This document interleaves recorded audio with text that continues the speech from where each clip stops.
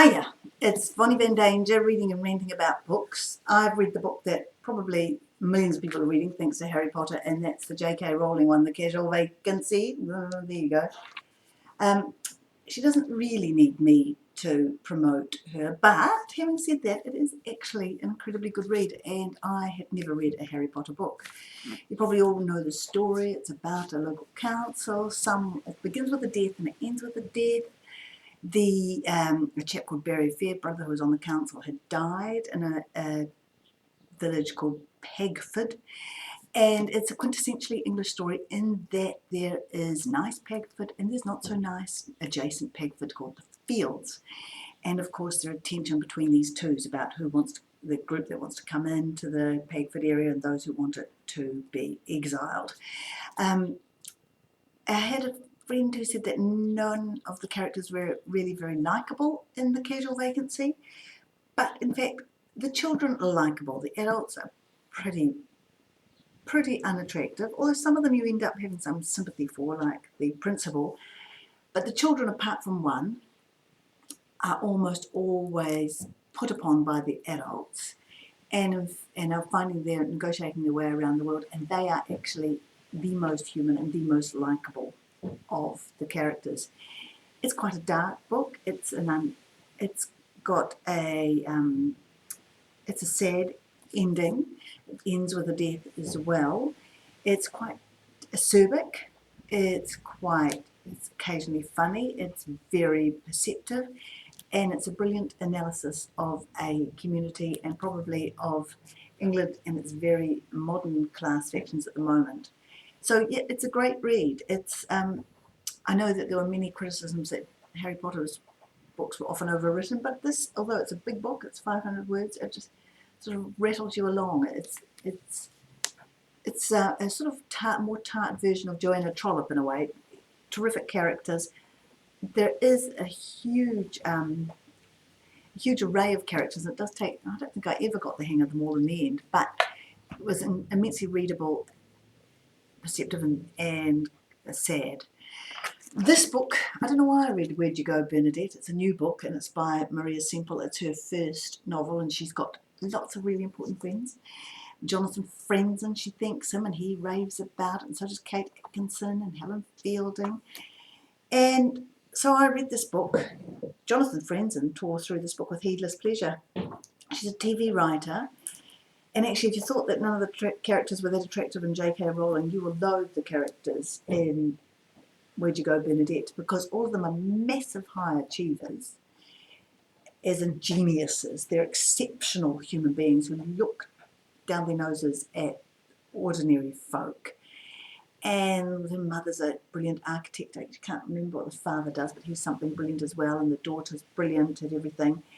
And the mother, somehow, her fabulous architecture, none of which remains, she's well known for these quite, it's an interesting concept actually, the 20-mile building, where everything in that building had to be made from things 20 miles within a 20-mile radius. So it was the beginning of perhaps sustainable architecture. And there's some interesting concepts, but man, the characters are sort of smart and cool and unlikable and smug and pleased with themselves. There are some moving moments. Bernadette, the mother, disappears. She would be insufferable. I don't know why the father didn't strangle her in a bed years ago, to be honest. I found her pretty unlikable, and the daughter's obsessed with finding her brilliant mother because she's a brilliant daughter, and it's heedless pleasure. No, do I like these people? No, I don't. It's maybe quintessentially American, so therefore maybe that's why I didn't much like it. It's just a bunch of people really pleased with themselves, and with kind of lacks empathy, it lacks humanity. I don't engage with it, I don't connect with these people in any way, shape or form, and their concerns are those in a kind of stratospheric group of society. I don't know, it just did not resonate with me. Another book I read was, and I don't seem to have it here because I'm not that well organised, but it was by Davy Rothblatt, called My Heart is an Idiot, and that one was also very highly recommended. I don't know, in some book pages. He's an American guy. His heart is an idiot. Actually, his brain is an idiot. He is quite an intense person, quite an obsessive person, and I'd hate to have him fixate on me. The stories are entertaining, and I must admit he does things with a wholehearted passion. Like when he thinks there's a chap running a writing course and it's a bit of a rort, he collects his pee. He does collect his urine because he's laid out with a broken ankle.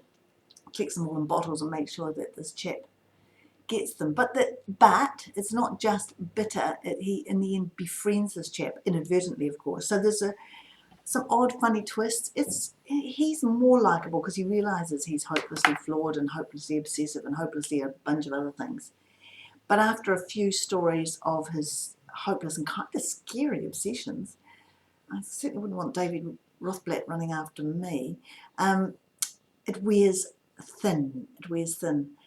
He does wear thin. And finally, a book I read recently, just recently, and I think I might read it again, was a very small book called Of a Boy by Sonya Hartnett. She's an Australian writer I've never heard of before, and the story begins, you think it's going to be one of those coming-of-age stories of a particular era, the 70s or so, it might be even a bit later, and 3 children go missing in Australia, and there's huge similarities with New Zealand. A lot of the memories and a lot of the kinds of touchstones are very, very similar. 3 children go missing, and they're never found again. That's how the story starts, but they're not the central character. They're the sort of backdrop, an air of menace. And the central character is a boy called Adrian, and he's 9, and he's being looked after by his grandmother. His mother seem to be quite fragile, the children of his grandmother, because his mother is unable to look after him, and his uncle, her brother, is 25 and lives at home and has had a breakdown and barely able to function, and he lives at home. And Adrian himself is often on the outside of things, although he does have one friend for most of the time, but he does have this sense that he's an unwanted parcel, and he befriends 3 children living nearby in the street. They're sort of his only friends, and for some reason, which can't remember why they didn't go to his school, and there's a fierce young girl that's quite poetically written. I won't give you the ending, but the ending took me by surprise. I expected something sort of rites of passage, perhaps a tie-up with the missing children, perhaps a satisfying ending, but it's you do gasp. It's a gasping, surprising ending. It's beautifully written. It is quite poetic. Sometimes you do feel that some of it's very similar. There's lots of images about cats and things, but it's very spare and beautiful, and it's a bit heart-stopping at the end. So I do recommend Sonya Hartnett, Of a Boy, and also I recommend J.K. Rowling's book, but I wouldn't read Maria Semple's Where'd You Go, Bernadette, or Davy Rothblatt's My Heart is an Idiot, unless of course you're a bloke who has been prone to tragic obsessions, and perhaps you can identify with it. Okay, that's Vonnie Van Danger reading and ranting about books.